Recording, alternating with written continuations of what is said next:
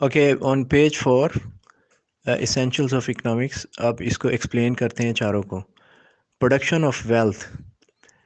Production of wealth means how to produce wealth, کہ دولت کیسے پیدا کریں.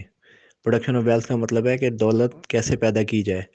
ویلتھ کین بی پروڈیوسڈ، دولت پیدا کی جا سکتی ہے with the help of 4 factors.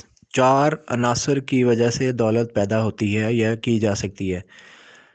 Factors of production, 4 پیداوار کے جو عناصر ہیں ان کی وجہ سے دولت پیدا کی جا سکتی ہے. نمبر 1 یہ ہے کہ فار ایگزامپل ای کا مطلب ہے فار ایگزامپل لینڈ زمین، لیبر جو مزدور، کیپٹل سرمایہ، اینڈ آرگنائزیشن اور انتظامات.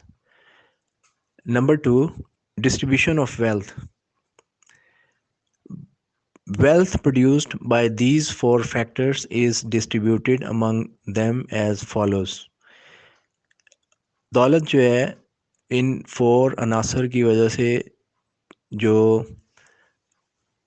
پیدا کی جاتی ہے وہ اس طریقے سے اس کو پھیلاتے ہیں یا سپریڈ کرتے ہیں یا اس کو ڈسٹریبیوٹ کرتے ہیں.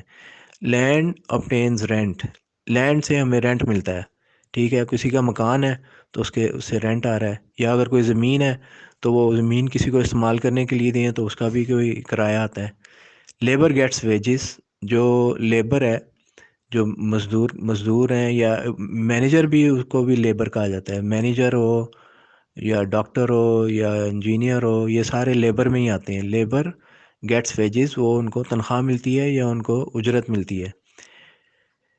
انٹرسٹ ٹو کیپٹل، پیسہ جو ہوتا ہے اس کو اگر کسی کو دیا جائے تو پھر اس کے اوپر وہ سود لیتے ہیں. جیسے بینک لوگوں کو پیسہ دیتے ہیں استعمال کرنے کے لیے تو اس کے اوپر سود لیتے ہیں تو اس سے انکم ہوتی ہے. آرگنائزیشن گینز پروفٹ، جو کمپنیز جو ہیں وہ جب بزنس کرتی ہیں تو ان کو منافع ہوتا ہے. نمبر 3 کنزمپشن آف ویلتھ، دولت کا استعمال. When we use goods and services to satisfy our wants, جب ہم چیزیں اور خدمات کو استعمال کرتے ہیں تاکہ ہم اپنی جو خواہشات ہیں ان کو پورا کریں تو it is called consumption of wealth. تو اس کو دولت کا استعمال کہا جاتا ہے. آل دی گڈس اینڈ سروسز، ساری چیزیں اور خدمات وچ وی obtain، جو کہ ہم حاصل کرتے ہیں، are the result of consumption of wealth, وہ دولت کے استعمال کا نتیجہ ہوتا ہے. تو بیسیکلی اس کا مطلب یہ ہے کہ جب ہم کوئی چیزیں استعمال کرتے ہیں، یوز گڈس کا مطلب ہے جیسے موبائل فون ہو گیا، موٹر کار ہو گئی، موٹر بائک ہو گئی، یا اور بھی کوئی چیزیں جو ہم استعمال کرتے ہیں ان کو چیزیں کہتے ہیں. اور سروسز کا مطلب ہے ڈاکٹرز ہیں، انجینئرز ہیں، ٹیچرز ہیں، یہ سروس پرووائڈ کرتے ہیں. ٹھیک ہے، تو گڈس اینڈ سروسز جب ہم یوز کرتے ہیں، ڈاکٹر کے پاس جاتے ہیں تو وہ ہمیں پرسکرپشن دیتا ہے، پھر ہم بازار سے میڈیسن وغیرہ لیتے ہیں تو وہ اس کو ڈاکٹر کو ہم فیس پے کرتے ہیں. ٹیچر جب ہمیں پڑھاتے ہیں تو ہم ان کو اسکول کی اور کالج کی اور یونیورسٹی کی فیس پے کرتے ہیں. تو اس طریقے سے انجینئر وغیرہ جب وہ اپنی انجینئرنگ کا کام کرتے ہیں تو وہ سروس پرووائڈ کرتے ہیں تو ان کو بھی کمپنی کی طرف سے پیسے ملتے ہیں. تو اس کی وجہ سے یہ دولت جو ہے یہ استعمال ہوتی ہے، اس کو کنزمپشن آف ویلتھ کہتے ہیں، دولت استعمال ہوتی ہے. نمبر 4 جو ہے ایکسچینج آف ویلتھ. اب دولت کا ایک ہاتھ سے دوسرے کے ہاتھ میں جانا، ایکسچینج، ایک جگہ سے دوسری جگہ جانا یا ایک ہاتھ سے دوسری جگہ ہاتھ میں جانا. When wealth passes from one person to another person، جب دولت ایک آدمی سے دوسرے آدمی کے پاس جاتی ہے، اور it transfers from one country to another country، یا پھر یہ ایک ملک سے دوسرے ملک میں جاتی ہے، it is called exchange of wealth. اس کو دولت کا استعمال یا اس کا دولت کا ایکسچینج کہا جاتا ہے، کہ ایک طرف سے دوسری طرف جانا کہا جاتا ہے. اس کو دولت کا ایک طرف سے دوسری طرف جانا کہا جاتا ہے.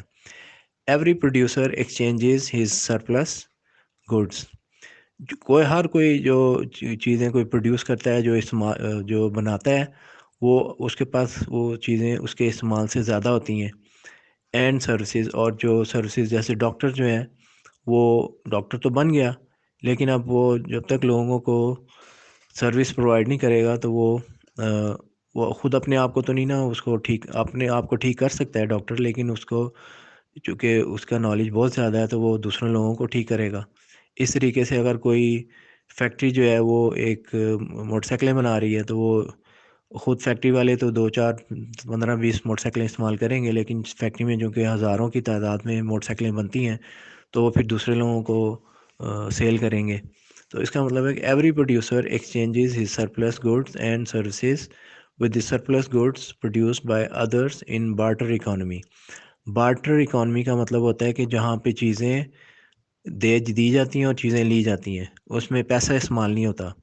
مثلاً اگر آپ کہتے ہیں جی کہ میرے پاس چاول ہیں، رائس ہیں، اور مجھے کیک چاہیے، تو آپ ایک بندہ ڈھونڈو گے جس کے پاس کیک ہے. آپ اس کو کہو گے یار آپ کو چاول چاہیے، وہ کہے گا ہاں مجھے چاول چاہیے. تو آپ کہیں کہ میں آپ کو چاول دیتا ہوں، آپ مجھے کیک دے دو. تو اس کو کہتے ہیں بارٹر سسٹم، چیزوں کے بدلے چیزیں لینا. اس میں پیسے نہیں انوالو ہوتے. ٹھیک ہے. اب اس کا کرٹیسزم اور آبجیکشن، اس کے اوپر تنقید اور اس کے اعتراضات.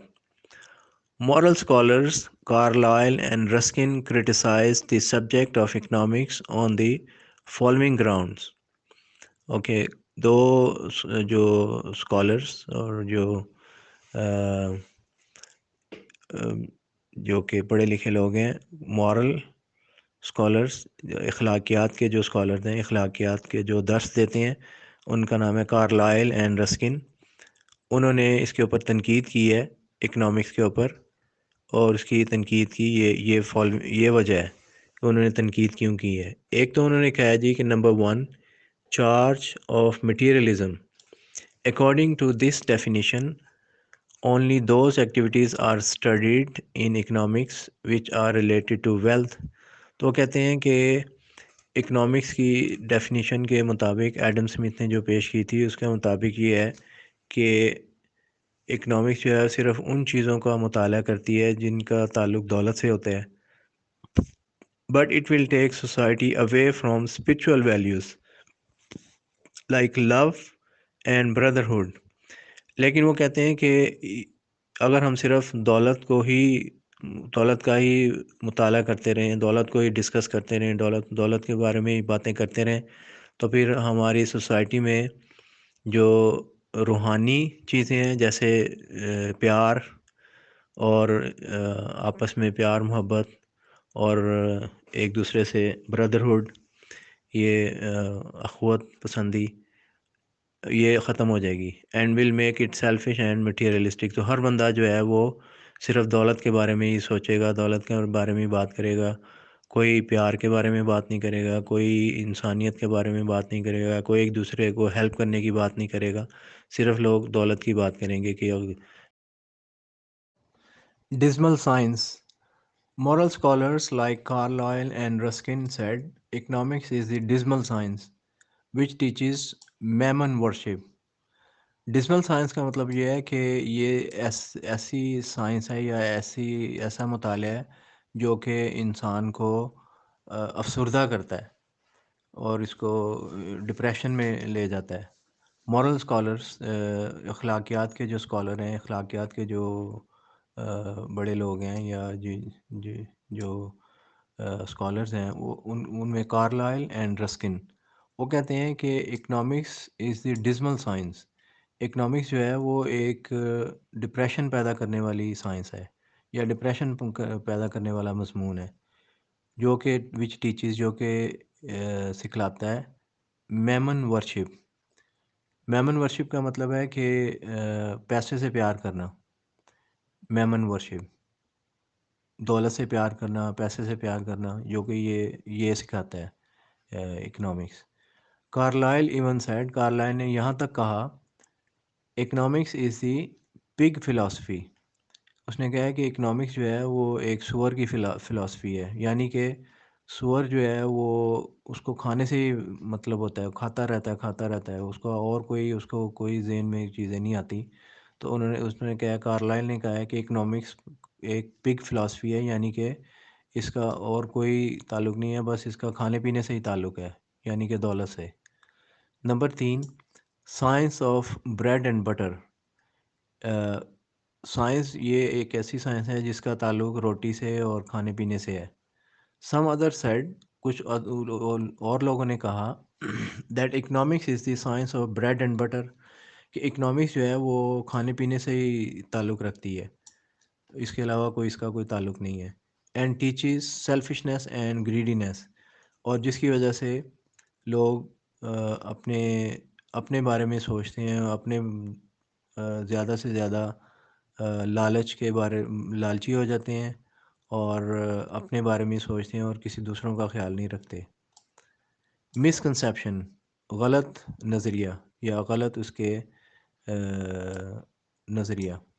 اٹ کریٹس، یہ پیدا کرتی ہے، مسکنسیپشنز، غلط نظریات، اباؤٹ دی سبجیکٹ، یہ مضمون کے متعلق یا اکنامکس کے متعلق یہ غلط نظریات پیدا کرتی ہے، because it moves around wealth, کیونکہ یہ دولت کے گرد ہی اس کا نظریہ چلتا رہتا ہے۔ Only and wealth is not clearly defined, یہ کہتے ہیں کہ یہ جو اکنامکس جو ہے یہ مسکنسیپشن، اس کی مطلب کلیئر نہیں ہے کہ یہ صرف دولت کے بارے میں بات کرتی ہے، لیکن دولت کیا ہے یہ نہیں بتاتی، کہ wealth is not clearly defined, کہ دولت کے بارے میں بات کرتی ہے، لیکن ویلتھ کیا ہے، دولت ہے کیا، اس کو صحیح طریقے سے اس کو ایکسپلین نہیں کیا، یا اس کا مطلب نہیں بتایا۔